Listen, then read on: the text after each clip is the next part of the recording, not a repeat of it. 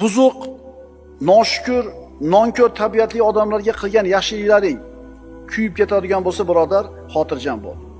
Bu qilgan ishingning mukofotini xazinalari bitmas tuganmas bo'lgan Allohning huzuridan umid qil. Ajri savoblarni kutgin. Biz bu gaplarimiz bilan shunaqa yomon tabiatli odamlar bor.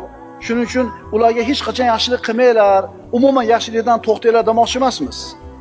Aslo. Biz bu so'zlarimiz bilan ana shu yaxshiliklarni qilganingizdan keyin odamlardan minnatdorchilik, shukr, rozilik kelmaydigan bo'lsa, xafa bo'lmang. Chunki shunaqa odamlar borligini eslatib qo'ymoqchimiz xolos. Birodan minnatdorchilikni kutma. Birodan shukrni kutma. Kutma birodan yaxshilikni. Shunda ular nonko'rlik qilsa, xafa bo'lmaysan, chunki kutmagansan, shunga tayyorsan. Yaxshiligini qadrlashmasa, xafa bo'lmaysan, tayyorsan, bilasan odamlar tabiatini. Endi mabodo birontasi seni minnatdorchilik bildirib qoladigan bo'lsa qilgan yaxshiligingga, bu narsa